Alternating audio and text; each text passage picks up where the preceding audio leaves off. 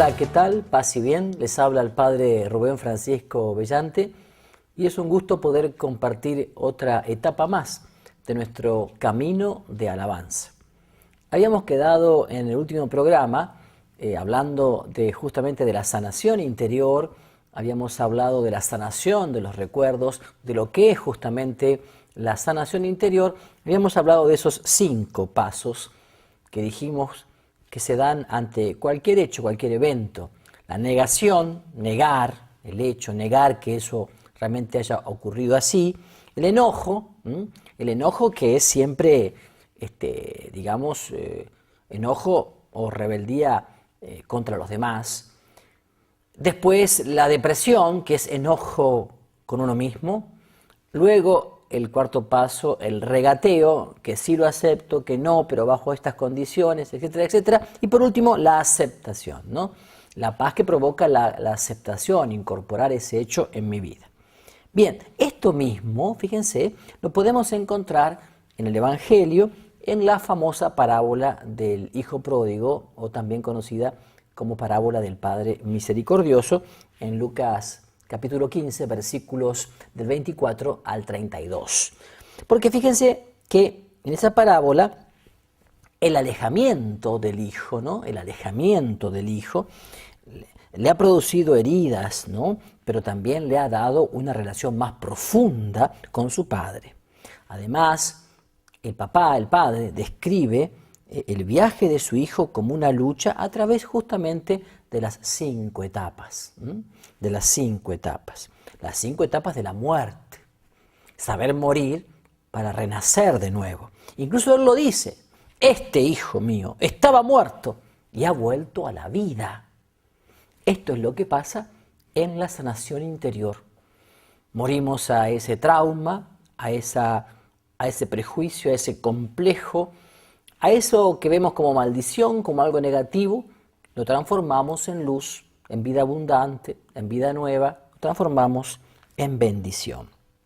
Qué lindo que es esto, porque nos va mostrando el camino de la salus, o sea, de la salvación. Eso significa la palabra salus, salvación integral, alma, cuerpo y espíritu, la salud física y emocional. Hemos conocido y sabemos que la ansiedad o la angustia también, la ansiedad, el temor, la ira o el odio y la culpa, entonces repito, ¿no?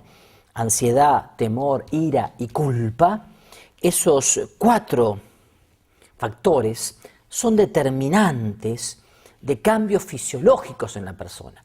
Pero si lo vemos en un gato, cuando el gato se agarra con un perro, bueno, el gato tiene cambios fisiológicos, se eriza, se pone distinto. Bueno, fíjense que eso también ocurre en nosotros. Estas 4 emociones, además de provocar enfermedades físicas, son el centro de las 10 más importantes neurosis que hay en el ser humano. En la etapa que dijimos de la negación, la angustia o la ansiedad, si quieren, actúa como el dolor. Entonces, así como un calambre, por ejemplo, nos avisa que ciertamente en la pierna hay un músculo que está agotado, la angustia, o la ansiedad, si quieren, la angustia, así como que esa sofocación, ¿no? Nos avisa que existe una sobrecarga emocional. Entonces, a ver, el temor, el miedo, que puede ser originado por enojos o por culpas, el temor es una fuente real o potencial de frustración. La frustración, como ya expliqué, es la sensación de un deseo no realizado, no satisfecho. Incluso un deseo creado a veces por la propia sociedad, por el entorno, por las exigencias, por las presiones, por lo que sea. Entonces, cuando el temor, el miedo si quieren, está seguido por el enojo, la frustración, bueno, entonces provoca una sensación de enfermedad. Es como que nuestro organismo se deteriora, como que bajan las defensas, ¿no? Entonces la la sanación de los recuerdos se trabaja a través del enojo y la culpa hasta que el temor y la ansiedad que nos mutilaban comienzan a ser un don, un regalo, una bendición al llegar a la etapa de la aceptación. Entonces, al enfatizar la ansiedad, el temor, la ira y la culpa, no estamos descartando, sino más bien tratando con todos los otros sentimientos que, aunque no nombramos, están presentes y que nos lastiman, nos hieren. Pasa esto debido a que estos 4 sentimientos son, como dije, la raíz de muchas otras emociones posibles que pueden llegar a mutilarnos como personas, como por ejemplo el resentimiento, el odio, la solitariedad, que si son realmente, si son trabajados, pueden conducirnos a la salud, a la sanación. Fíjense que en el Padre Nuestro, que es la oración que nos enseñó Jesús y que es modelo de toda oración, decimos: perdónanos como nosotros perdonamos a los... Bien, y en esto se resume la sanidad de los recuerdos y la salud mental. ¿Por qué? Porque por medio de la piadosa y diaria meditación del Padre Nuestro impregnado de Espíritu Santo, realmente vemos que la oración nos va llevando en contacto con la gracia para que vaya llenando el temor o la ansiedad de confianza. Por ejemplo, para trabajar en el tema del enojo o la ira, decimos: como nosotros perdonamos a los que nos han ofendido. Y con el tema de la culpa y los complejos de culpa, trabajamos con la frase esa: perdónanos, perdónanos. Qué importante entonces es una auténtica meditación en espíritu del Padre Nuestro, la oración que nos enseñó Jesús. Entonces vemos realmente cómo esto va provocando una apertura confiada a la bendición de Dios en nuestra vida, que es la salvación, la sanación. Porque finalmente cuando decimos venga tu reino, estamos queriendo decir venga la experiencia de tu bendición, con dones, carismas, es decir, con ese amor incondicional experimentado en nuestra vida. Entonces el perdón, atención a esto, el perdón es en el tratamiento de las enfermedades emocionales un descubrimiento, pero tan importante como fue la penicilina en el tratamiento de las enfermedades físicas. Pensemos que antes del descubrimiento de la penicilina, cualquier persona se moría de una pequeña herida infectada, de una pequeña infección. La penicilina como primer antibiótico fue una gran revolución. Lo mismo, una gran revolución en la medicina, en el orden físico. Lo mismo ocurre y sigue ocurriendo con el perdón a sí mismo, a los demás, a Dios incluso, en el tema de las enfermedades psicológicas o psiquiátricas, los desequilibrios. Entonces, ciertamente el enojo, la culpa y otros factores desencadenan la enfermedad física, porque lo que se enferma es generalmente lo que está expuesto a situaciones emocionales tensas. Así como puse antes el ejemplo del gato, cuando se encuentra con el perro que se eriza. Bueno, ustedes piensen, lo mismo ocurre con nosotros, con las partes blandas de nuestro cuerpo. Piensen en el esófago, el estómago, el hígado, los intestinos, el famoso colon irritable. También con el tema de nuestros huesos, nuestros músculos. Por eso hay enfermedades en la columna, hay artritis. Claro, todo eso va provocando, ¿no?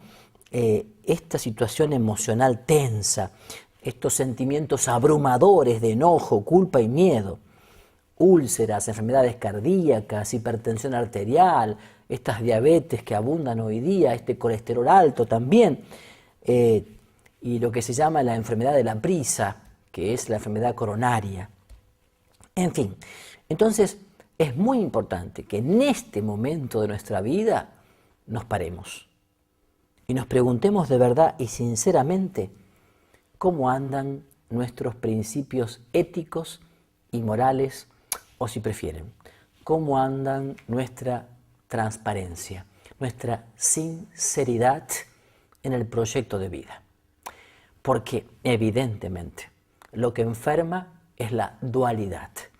Lo que enferma es esa ambivalencia en la cual vivimos muchas veces. Entonces, ¿qué tan frecuentemente o bajo qué circunstancias he mentido, he levantado falso testimonio, he criticado a mi prójimo? ¿Soy infiel en mis sentimientos? ¿Soy infiel en el matrimonio? ¿Soy honesto en mi trabajo? ¿Soy honesto en mi apostolado? ¿Soy sincero y recto? ¿Busco la gloria de Dios en lo que hago o busco mi vanagloria? Todo esto es muy importante. ¿Por qué? Porque hay que cambiar nuestro almacén de recuerdos insatisfactorios por una dotación de recuerdos agradables. Pero no en nuestra Disneylandia de la imaginación, sino en la realidad de nuestra vida. Porque ocurre a menudo que mucha gente hoy día, en el pensamiento mágico que se llama, en el posmodernismo, en esta cultura light, busca lo religioso como pastilla sedante para el momento. Entonces va va a un culto, va a un retiro, va a una misa de alabanza para tener un momento de emocionalismo y sentir bonito y entonces llorar y supuestamente tener un descanso en el espíritu y emocionarse. Pero no cambia nada, no cambia actitudes, no cambia criterios, no cambia su vida, no hay sanación allí, hay evasión, hay escapismo. No hay convicción, hay superstición. ¿Me explico entonces? Estamos hablando de cambiar nuestro almacén de recuerdos desagradables por recuerdos agradables. Y eso es la conversión. Conversión. Conversión al amor de Dios. Conversión a la palabra de Dios. Conversión a los criterios del Espíritu Santo. Conversión.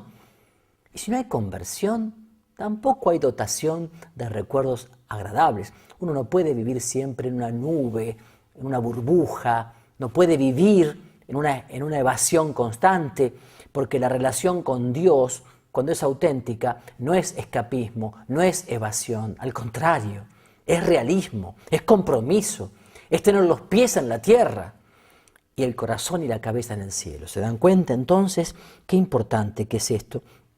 Qué importante, porque después de 20 años de investigación, un médico encontró que el 91% de los pacientes sufrían de tensión arterial, de hipertensión. Y bueno, y a veces no era tanto por lo que hacían, sino por lo mal que lo hacían. Porque a veces hacemos pocas cosas, pero lo hacemos protestando, enchinchados, de mala gana. Bueno, es verdad que hay gente que tiene 2 empleos o 3 y va corriendo del bus al subterráneo y así todos los días, y eso, claro, es el estrés o el distrés que llaman hoy día.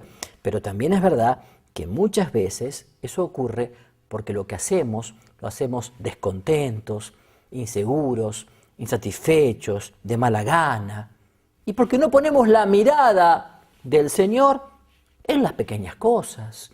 No ponemos la mirada del Señor en el lugar que estamos trabajando, no ponemos la mirada de fe en el lugar donde estamos haciendo apostolado, y por eso también a veces no es tanto lo que hacemos, sino cómo lo hacemos lo que provoca esta enfermedad.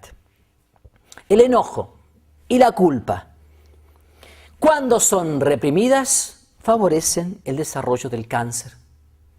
Entonces, una fuerte tendencia a guardar resentimiento o una marcada incapacidad para perdonar, o también una tendencia hacia la autocompasión, a sentirse siempre víctima, a pensar que todos los demás se la agarran conmigo, y por qué siempre a mí, por qué siempre yo.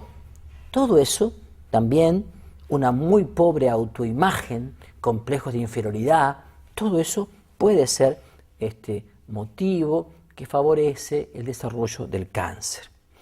Y a propósito, es curioso ver cómo en la mujer muchas veces el desarrollo de un cáncer de mama o de un cáncer de útero, que tiene que ver estrechamente con su maternidad, también tiene que ver con la experiencia en la relación con los hijos. Por ejemplo, una madre, una esposa, que vivió siempre para sus hijos. Y el esposo también. Vivió siempre para sus hijos en ese amor mal entendido del apego o de poner como absoluto de nuestra vida a algo que es relativo, porque ciertamente todas las personas son relativas, aún los hijos son, el único absoluto es Dios, todo lo demás es relativo. Y cuando esta persona puso como absoluto de su vida a sus hijos, que vivía para ellos, sus hijos crecieron y se fueron yendo a la universidad, después se casaron, algunos se fueron a otro país, hasta que el último de la casa se fue, y cuando el último de la casa se fue, esa casa quedó vacía. Pero más vacío quedó el corazón de esa mujer.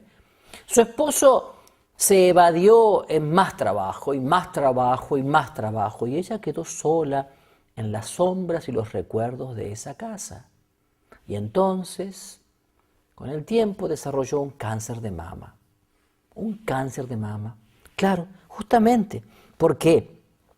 Y porque ella perdió la motivación para seguir viviendo. Ya no le encontraba sentido a la vida, porque su vida había sido nada más que para los hijos. Y además se sintió insignificante porque pensó que ya sus hijos no la precisaban. Entonces se enojó consigo misma por haber dedicado tanto tiempo a los hijos y no a ella, y después entró en todo el tema de complejo de culpa y de inferioridad por eso mismo, y así fue desarrollando esto que es el cáncer de mama.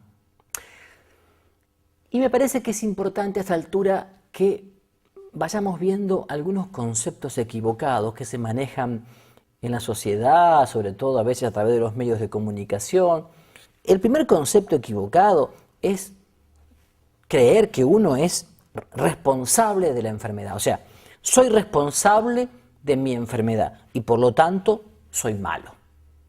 O si lo pensamos con una visión del Antiguo Testamento, bueno, me agarré esta enfermedad porque como castigo de Dios. ¿Por qué? Porque soy malo. El segundo concepto equivocado es pensar que Dios es el responsable de mi enfermedad y por eso yo se la, entre comillas, ofrezco. No. Dios no es responsable de la enfermedad, sino que más bien quiere siempre la salud y la salvación de sus hijos.